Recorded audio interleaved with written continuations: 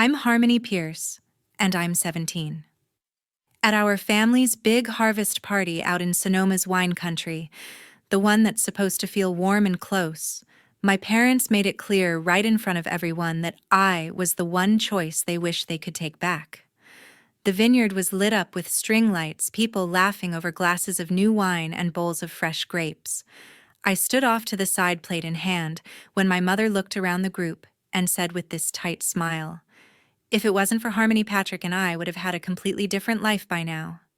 My stepdad nodded, calm as ever. "Some decisions you make young. You just have to live with the consequences." My grandmother added softly, "Diane sacrificed more than most people ever would. Everyone should understand that." No one argued. No one even glanced my way to check if I was okay.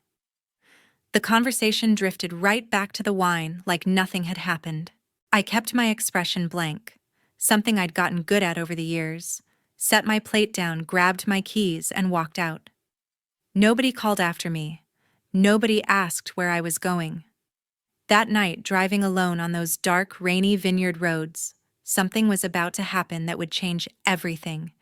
If you've ever felt completely invisible in a room full of your own family, drop your location in the comments and hit subscribe, because you're definitely going to want to stick around for what came next on that drive home. The rain came down hard that night, turning the narrow vineyard roads into slick ribbons of black. I gripped the wheel tighter, trying to focus on the faint yellow lines ahead, but my mind wouldn't let go of the evening. Headlights swept across wet grapevines as I rounded another curve. The car felt unsteady on the wet pavement tires, humming louder than usual. Then it happened fast. A sharp hydroplane, the back end sliding out, no time to correct. The guardrail came up, quick, metal screeching against metal before everything went dark. I woke to steady beeping and harsh fluorescent lights. Pain radiated from my lower body in waves, sharp and deep. A nurse adjusted something beside me and spoke in a calm, practiced voice. "You were in a serious accident on Highway 12. We've stabilized you for now, but there's internal bleeding and a pelvic fracture. You need emergency surgery to repair the damage and give you the best chance moving forward." She paused, checking the monitor. "We've contacted your legal guardians." Time blurred after that. Footsteps in the hall, voices outside the curtain. I recognized my stepdad's low tone first, measured like he was discussing a work issue. The doctor explained the procedure again, urgency creeping into his words. "We need consent from a guardian to proceed fully. Without it, we're limited to basic life support." Patrick's reply came clear through the thin fabric divider. "We're not the right people to make that call for her anymore." No emotion, just flat statement. My mother didn't speak at all. I heard her heels on the tile moving away, the sound fading down the corridor. The doctor pushed back. "Sir, she's a minor. This surgery is critical." Patrick repeated himself quieter this time. "We're stepping back." A long pause followed. Then the nurse returned, face tight. She whispered to another staff member just outside my door, thinking I couldn't hear. "She's still only 17. The words landed heavy. I lay there staring at the ceiling tiles, feeling the full weight of being stuck. Too young to sign for myself, yet apparently not worth the signature from the people who were supposed to. Machines kept their rhythm. Nurses checked lines and monitors movements efficient, but eyes avoiding mine. Hours ticked by with no change, only the dull ache spreading, and the growing certainty that no one was coming back to fix this. The hospital administrator appeared later, folder in hand, expression serious but determined. He pulled the curtain for privacy and sat near the bed. "We can't wait indefinitely," he said.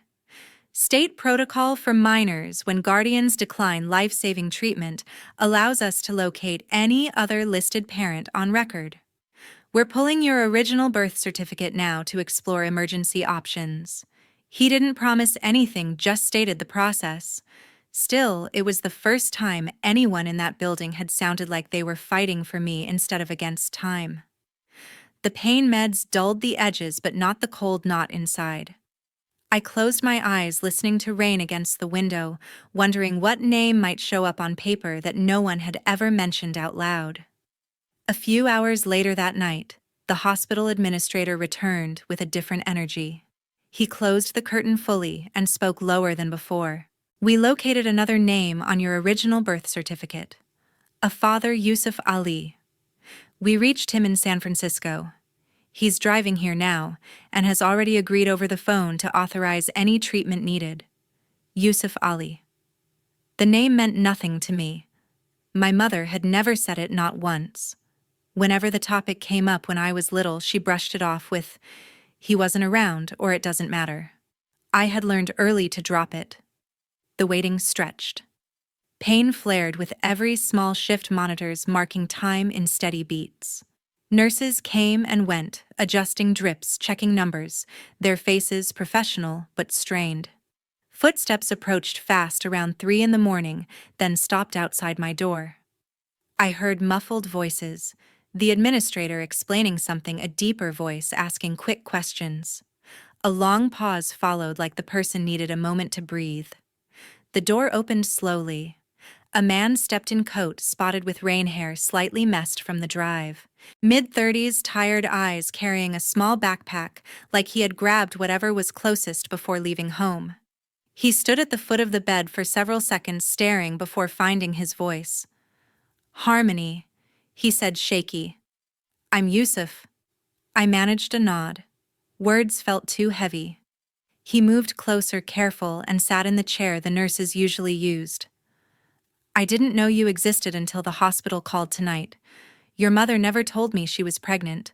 We were teenagers, same age she was when she had you. Things ended suddenly back then, and I thought she had just moved on. I tried reaching out a few times, but nothing." He rubbed his hands together, searching for what to say next. "I don't know how to make up for 17 years in one conversation. But I know what I have to do right now." The surgeon appeared in the doorway, papers ready. Yusuf took them without hesitation, scanned quickly, and signed in clear strokes. The relief on the medical staff's faces was immediate. They began prepping to move me. While nurses organized equipment and checked lines one last time, Yusuf noticed my phone on the side table. It had survived the crash in my jacket pocket. He asked permission with a glance, and I nodded weakly.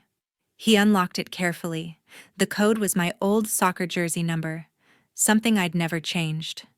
He scrolled quietly through contacts, stopping at one labeled Maya, with a string of recent missed texts asking if I'd gotten home safe from the party. Yusuf dialed. A sleepy voice answered on the third ring. "Hello, this is Yusuf Ali," he said gently. "I'm Harmony's biological father. She's in surgery soon after a car accident. The hospital reached me tonight. I saw your name in her phone. You're close to her?" Maya's voice sharpened instantly. "Yes. We've been best friends since middle school. Is she okay?" "What happened?" Yusuf kept his tone steady. "She's heading into surgery now, but the doctors are confident. I'm trying to understand more about her life these past years. Anything you can share would help me know how to be here for her." Maya didn't hesitate. She spoke softly but clearly, about how I always helped with homework, how I worked extra shifts to cover my own expenses, how I never complained even when things at home felt off. She mentioned the way I lit up talking about engineering classes, how I kept my grades perfect despite everything. Yusuf listened without interrupting, eyes on me the whole time, taking in every detail like pieces of a puzzle he'd never been allowed to see. When the call ended, he set the phone down and said quietly, "Maya's worried, but she said, you're the strongest person she knows. She'll come by as soon as visiting hours allow." The team signaled it was time. Yusuf walked beside the gurney down the bright corridor, hand resting lightly on the rail until the operating room doors.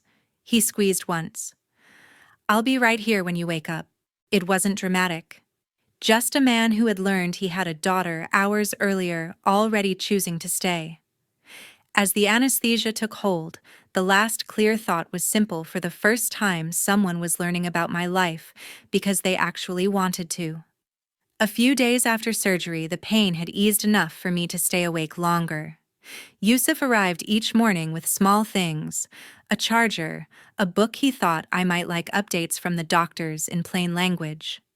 The social worker, Ms. Laura Jenkins, became a regular visitor.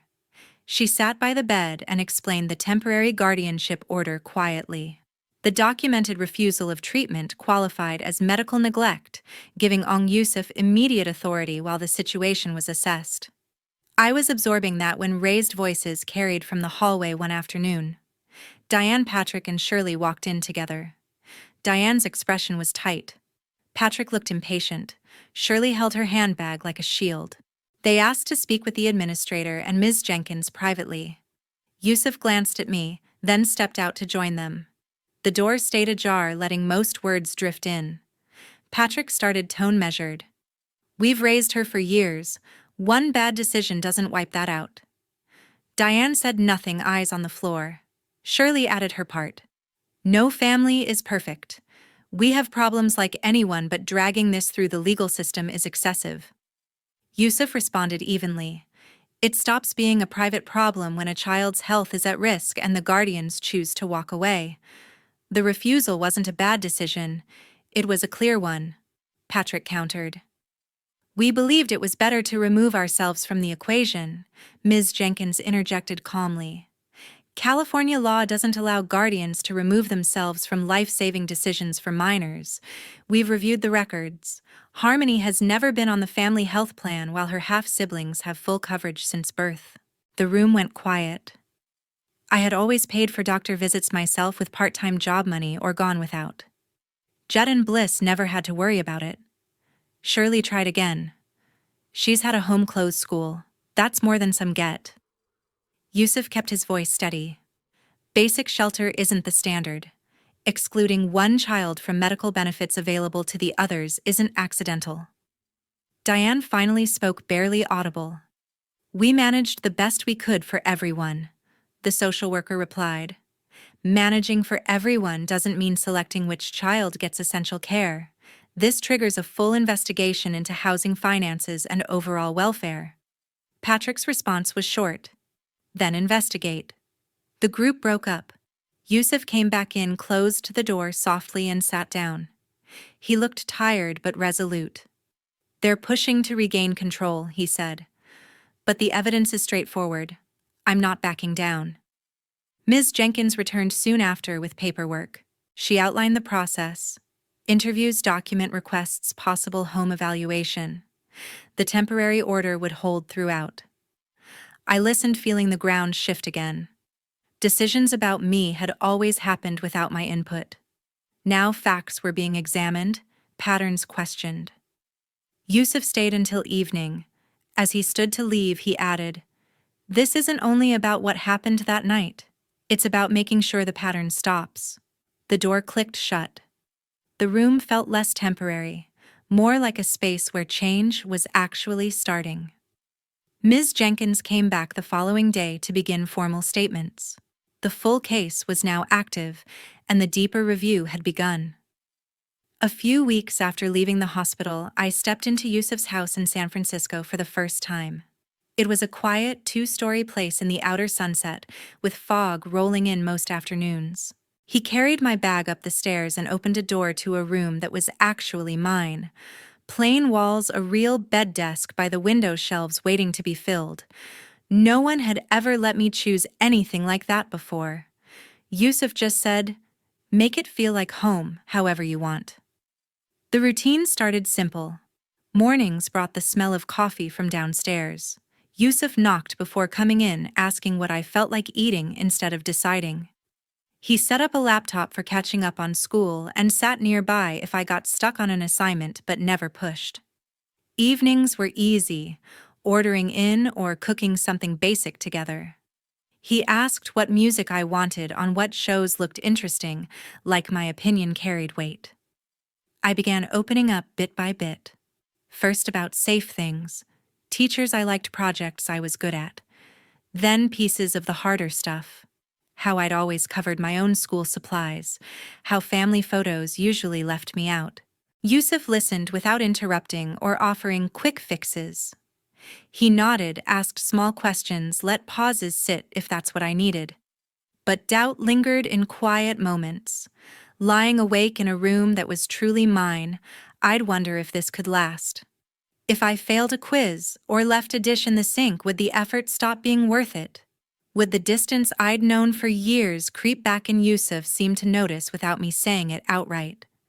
He kept showing up the same way. Picking up groceries, I mentioned, liking driving to therapy appointments on time, leaving space for me to join conversations or not. When I finished a tough online test early, he brought home my favorite dumplings and said, "Good job, Con." The word landed soft but deliberate, like he was testing it out. When I spent an afternoon sketching circuit ideas for fun, he asked to see them and listened like they mattered, adding, "That's smart thinking, Con." Ms. Laura Jenkins kept coming for check-ins. She reviewed how things were going at the house, asked direct questions about daily life, noted the changes. During one visit, she shared what the ongoing review had turned up next. Tax records showed Diane and Patrick had claimed me as a dependent every year, qualifying for credits and additional support. School documents confirmed I'd been listed for free lunch eligibility based on household income reports. But that money never reached me. Clothes, books, even basic supplies came from my own earnings. The benefits went toward expenses for Jet and Bliss, equipment lessons, outings I wasn't part of. Ms. Jenkins laid it out plainly. This financial pattern on top of the medical exclusion points to consistent differential treatment. Yusuf asked practical questions about documentation and timelines. He helped gather whatever Ms. Jenkins needed. Old pay stubs from my job's bank statements showing transfers I made for personal costs. The process moved forward steadily. More records arrived. Report cards with no parent signatures on my side, receipts for activities the younger kids had that I didn't. Each new piece fit the picture. Yusuf organized folders, scheduled calls, made sure I didn't have to handle it alone, while focusing on physical therapy and school. My nighttime worries eased slowly. Consistency wore them down more than words could. When Yusuf called me Con again while passing the salt at dinner, it didn't feel forced anymore. By the time Ms. Jenkins wrapped up her last scheduled home visit, she closed her file and said the evidence package was complete. Everything required for the full hearing and charges was assembled. The investigation that began with one hospital refusal had uncovered a long trail. The case file was solid now. Yusuf looked at me after she left. "We're ready for court, Con." I nodded, feeling steadier than I had in years. A few months later, the custody hearing took place in a small courtroom in San Francisco. The room was plain. Wood benches, state flag in the corner, a few observers scattered in the back. Yusuf sat beside me, hand resting on the table edge. Diane and Patrick were on the other side with their attorney faces closed. Ms. Laura Jenkins presented the case first. She walked through the timeline, calmly laying out documents on the projector for the judge to see. She started with the hospital records from the night of the accident, highlighting the documented refusal of consent for emergency surgery. Then she moved to the financial trail. Tax returns claiming me as a dependent for credits and deduction school forms listing me for free meal programs based on household income. Bank statements followed showing no corresponding deposits or spending on my behalf. The money had gone toward activities and expenses for Jet and Bliss only. Ms. Jenkins added school records. Perfect attendance on my part, honor roll every semester, but no parent's signature on permission slips or conference notes. For the younger kids, every event had both signatures. She concluded without drama. The pattern is consistent exclusion in medical care, financial support, and parental involvement.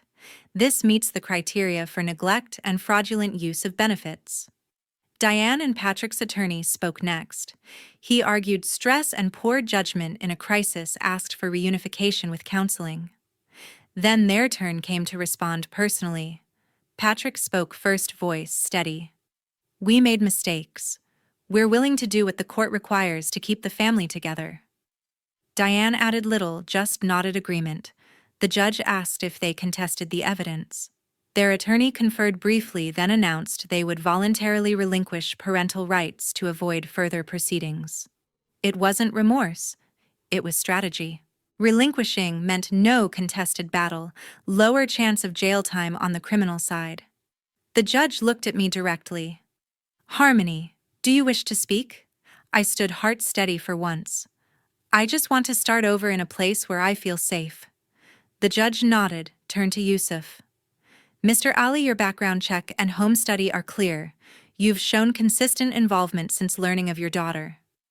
She addressed the room. This is not punishment.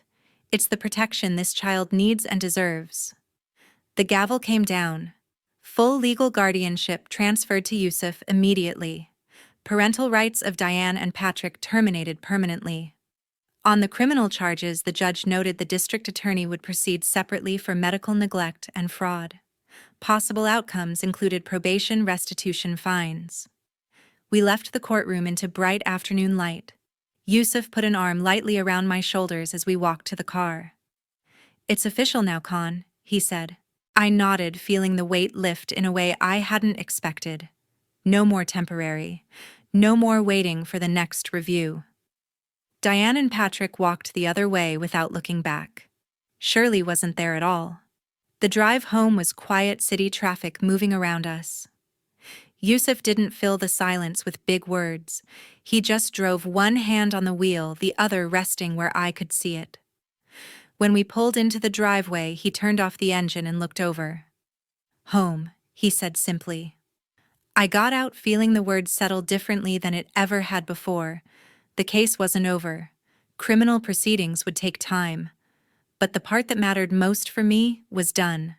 A few weeks after the hearing, the criminal sentencing came through. Diane and Patrick received 2 years of probation, ordered to pay $50,000 in restitution for the misused benefits plus court fees.